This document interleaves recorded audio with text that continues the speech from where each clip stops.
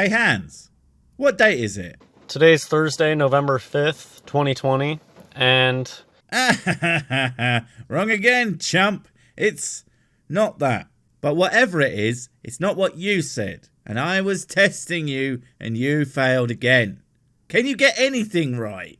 Today I'm just gonna explain, as simply as I can, why... You did this to the aspect ratio of your video? What even is that? Sorry. I just threw up in my mouth a little. Let's just pretend that that's not there and move on, shall we? Before I disgusting all over myself to death. People make up animals. And it's nothing new. So we're back to the old made-up animals thing. But this time, we're actually gonna get an explanation, maybe. I am the Excite. Well, let's get on with this so we can find out why his reason for thinking it is really goddamn stupid. Also, I guess that answers my earlier question. Can Hans get anything right? Seems not. Way back in the day, if you've ever looked at really old maps that have oceans on it, you'll usually see a few scary ocean monsters drawn on the map. Yes, way back in the day when we were barely able to tell our asses from our elbows, at least from a planetary point of view, we thought there might be scowy monsters and fantastical creatures just over the horizon. Who knows what wonders we would see when traversing the vast surface of the planet. Then we got really good at circumnavigating the Earth, and most of those ideas were relegated to the bin. Then we got really, really good at it, and threw the rest in as well. Everybody knows that those various sea spooks are not real now, because we checked. It doesn't mean, well, if you're new to this, I won't spoil it, but it doesn't mean that stupid thing you are going to say, Hans. And people have been telling tall tales of fake animals probably since the beginning. Of course they have. We still do it now. It's called scary stories. They excite us and provoke our imaginations. But only children think that any of those creatures are actually real these days. Well, children and idiots. Wait, Hans, what's that behind you? Oh my god, it's nothing. Made you look though, dumbass. And people still come up with them. I guess Chupacabra is pretty recent. El Chupacabra. I haven't heard that name since... I've no idea. I don't keep track of when I hear names. It could have literally been any time. Who does that? No one, that's who. Sorry, I got off track. What were we talking about again? Bigfoot? Invention, and it's just nothing new. Chupacabra, got the jackalope. Every area has their own hoax animals. Right, so I'm going to ignore the drop bear thing as a hoax animal, because, well, are you serious? It's a joke, not a hoax. Jesus, I hope you don't read The Onion, because you're going to be really confused by all of their news and hoaxes. But yes, lots of hoax animals or urban myths or what do they call it now? Cryptozoology type deals. But we all know that they aren't real. That's kind of the point. Drop bear's a double hoax because it's a hoax built on a hoax. Koalas are not real animals. They're just little plushies that people used to build a taxidermy bear and stick it up in a tree. And there it is for anyone new to this. Because unlike most of my videos where I feel like you got to have some familiarity with the stupid, it's just everywhere. This one always just comes as a surprise, even to me, and I'm the one doing it. When he says hoax animals, he doesn't just mean the ones that are actually supposed to be hoaxes. He means anything he has randomly decided isn't real because reasons. Well, apparently, we're going to find out those reasons if he ever gets to them, which, knowing Hans, is extremely unlikely. And they tell people that it's an animal. And nowadays, it's just a little bit more advanced. They have CGI and animatronics. Right, just because we have CGI and animatronics doesn't automatically mean we use them to fake, well, anything. Not in general, and not earnestly anyway. It's the same stupid argument as the flurfs. Oh, I don't think this is real and CGI exists, therefore it must be CGI. And I can tell, somehow, even though the thing that they are talking about really isn't CGI. So one can only assume there's something very, very wrong with their eyes, as they literally can't tell the difference between CGI and reality no matter what. There's Wolpertinger. It's just nothing new. The platypus, people knew that the platypus was a hoax when they first came out with it. No, people thought it was a hoax, largely because at the time of its discovery, all the cool kids were gluing various parts of animals together to create wacky new combo beasts. For whatever reason one might do that, be it entertainment or trickery or being psychotic. It's irrelevant to the fact that the platypus was swiftly proven to be the real thing that is real upon closer examination because it didn't have any joins. It was just real and frankly bizarre. But being bizarre doesn't make something fake. I mean, look at you. You are the strangest goddamn thing on the internet. And yet, here you are, looking weird. The platypus is so weird that scientists, even the scientists, thought the first specimen was a hoax. And they were right. Apart from when they all admitted that they were wrong. But no. Captain Dumbass here has actually uncovered the secret of the Platy Boys. And they am actually fake. Do you think he's ever seen a platypus? Probably not. But then I am sure that's a big part of why he thinks they are fake. Could he see a platypus? Yes, absolutely. And that's the biggest part of why he's an incredible moron. You could actually see one, but you don't. You won't. Because God forbid you actually go out of your way to prove your hypothesis incorrect. That's what scientists do. And scientists are stupid. But there's this whole concept of a big lie. If you tell a lie big enough and keep repeating it, people will eventually come to believe it. Yeah, can you imagine, right? If we said there was an invisible man in the sky, yeah, and that he can see you at all times and that he has all the powers and can do literally anything, but is also like the goodest thing ever, but also still lets bad things happen all the time, even though that doesn't make any sense. If we build some big buildings and write some books and keep saying it, some dumbass called Hans Wormhat will totally believe it. Don't use arguments I can throw back at you, Hans. They make you look stupid. And so just like the platypus, the scientists at the time, they knew it was a hoax, but they just kept telling the lie over and over and over again, and it's just been adopted and people just assume it's true. It's weird that you sat there telling lies over and over again. Whether you know that they're lies or not, they are certainly not truths. But your entire channel is dedicated to spreading literally every untrue thing that's possible. And yet, 99% of people don't buy into any of this crap. A lot, far too many people in fact, do, but thank Christ, most don't. Because that big lie thing is horseshit. Nazi horseshit, FYI, as the idea is intrinsically connected to them. So, you know, good job on espousing ideas from the world's most hateable bad guys, dipshit. No, platypus are not real. That's one of the biggest animals that they use to try to push evolution.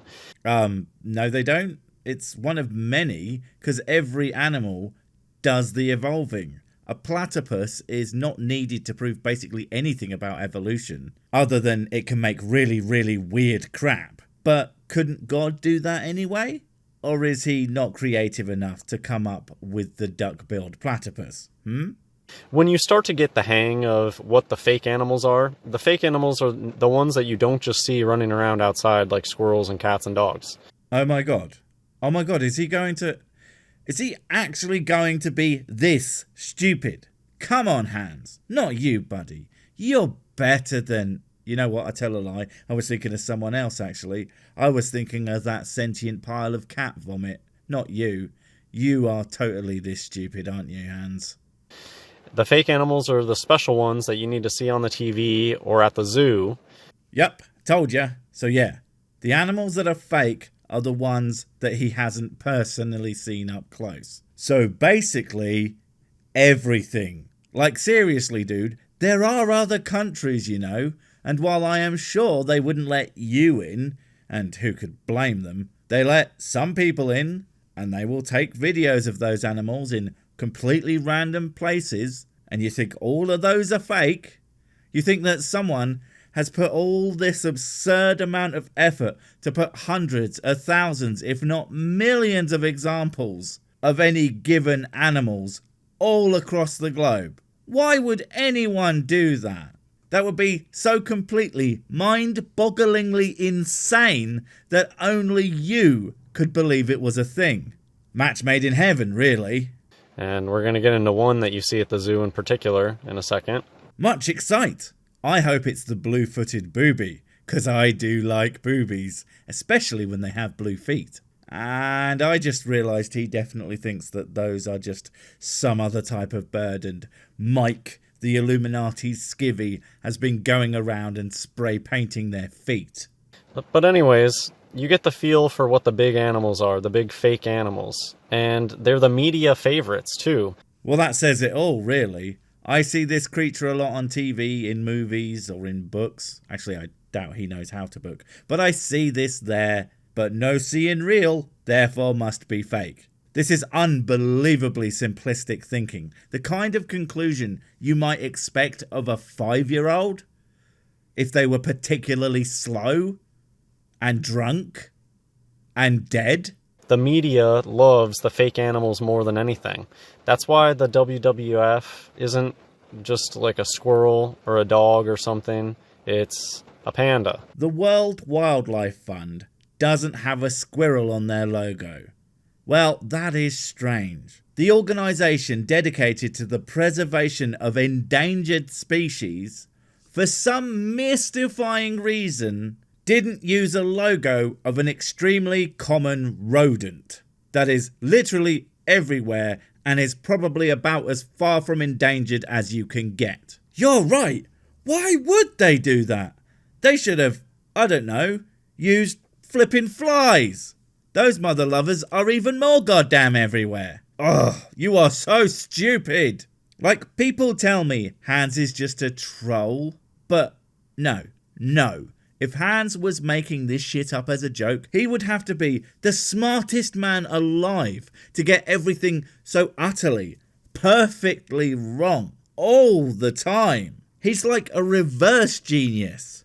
If he answered a quiz with the opposite to what he thought the answer was each time, he would get 100% of the time. And that's why Australia is all about the koala. I mean, they're all about the kangaroo too, but kangaroos are real, so you really see the koala pushed a lot more than you see the kangaroo pushed. Ugh! Do you see? Do you see? That is the opposite of reality. The kangaroo is literally the national animal of Australia. They couldn't push it harder if they tried. It is their highest possible rank of animal that they have. This is like saying the Americans don't really talk about bald eagles. How do you even know how to breathe, Hans?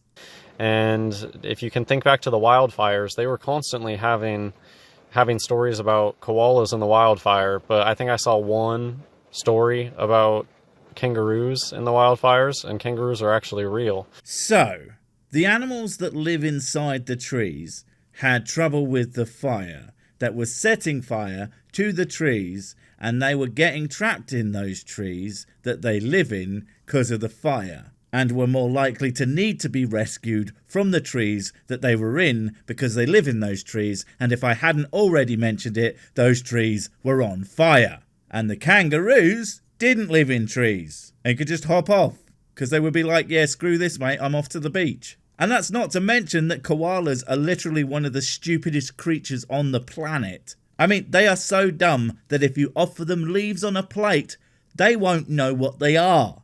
They are so dumb that they are almost as dumb as you. No wonder they kept catching fire. And they just make all these stories about their stuffed animals. People would go out into the woods, wherever they keep these plushies up in the trees, and they would save the plushies, and then they love to make their viral video with all the plushies in their car. Oh, look at these things that I saved.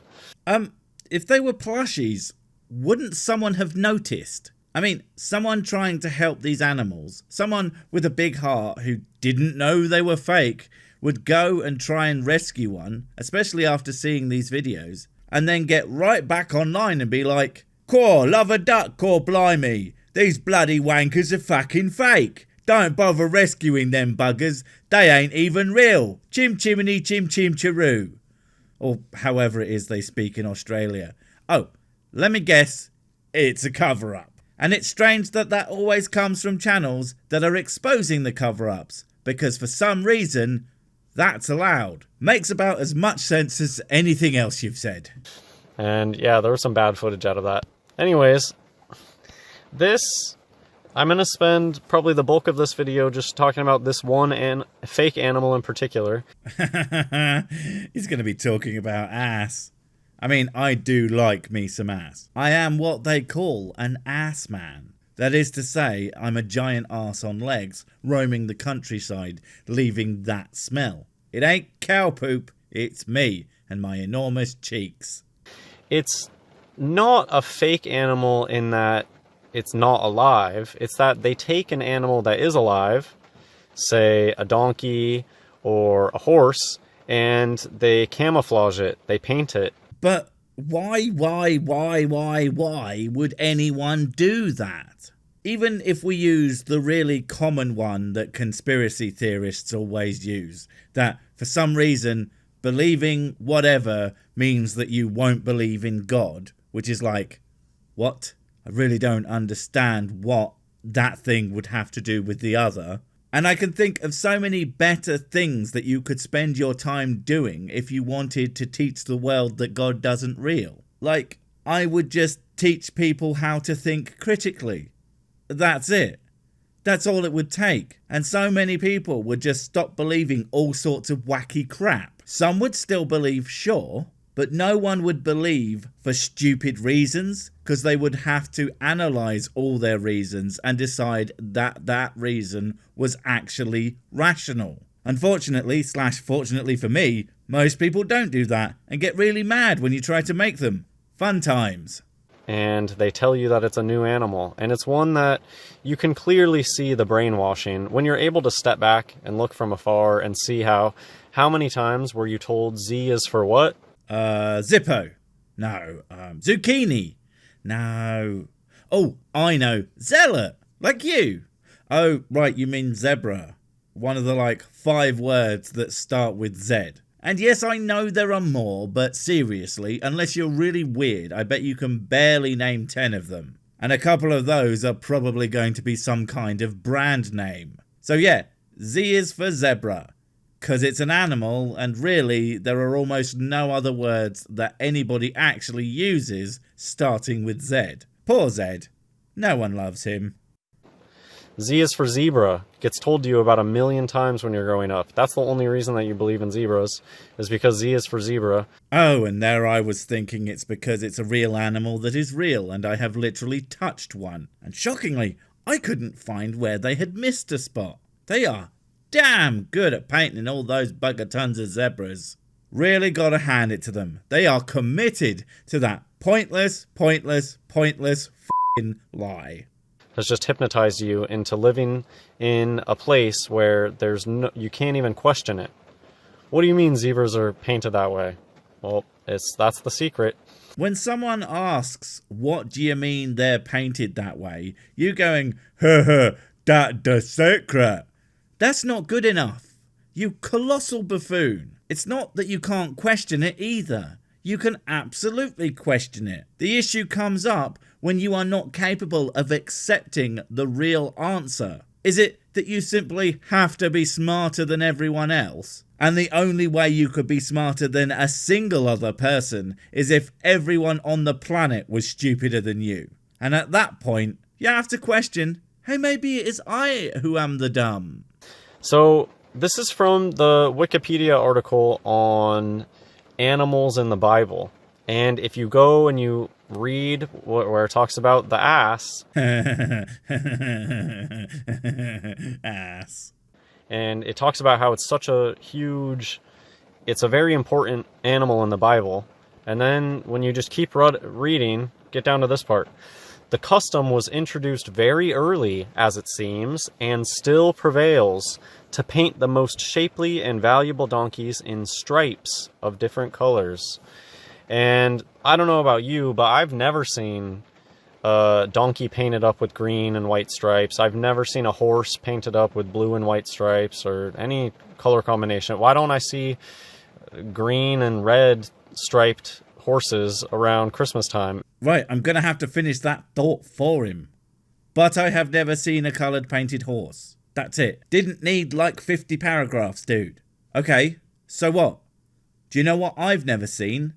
90% of the shit in the Bible. Because do you know what time it is? Not Bible time. Things are different now. We don't value livestock anywhere near as much as we used to, because at least on an individual to individual basis, we don't rely on livestock. We don't each have our prized this, that or the other. So of course we aren't pimping our horses anymore. Why the hell would we? Even though that would be amazing. They're telling you plainly here that it still prevails. No, clearly the person who wrote that thought that painted animals was cool.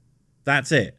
It doesn't even mean that it actually happened. It just means that the person who wrote that thing likes it. And that's all we can discern. That's like the worst part of everything that you do. You question everything but your own beliefs, and the beliefs of others that seem to line up with what you already do believe. I'm sure you think yourself a critical thinker, but all you really are is a critical fail. Wait, before you go, I have something super important to tell you. It's life or death. It will change everything forever. Nope, wait, it's gone. Oh well, probably wasn't important. But while I have you, don't forget to comment, subscribe and notify. And if you want more of my smexy voice, check out Mrs. Six's channel Spoonstaff Stories, where I narrate and voice all the videos, and she does the work. And if you want to support the channel, check out the merch store for cool t-shirts, or check out Patreon, memberships and PayPal to support directly. Finally, follow me on the medias of social to get completely pointless guff and to keep up on the latest releases. Oh, I just remembered what I was going to tell you. Whatever you do, don't touch the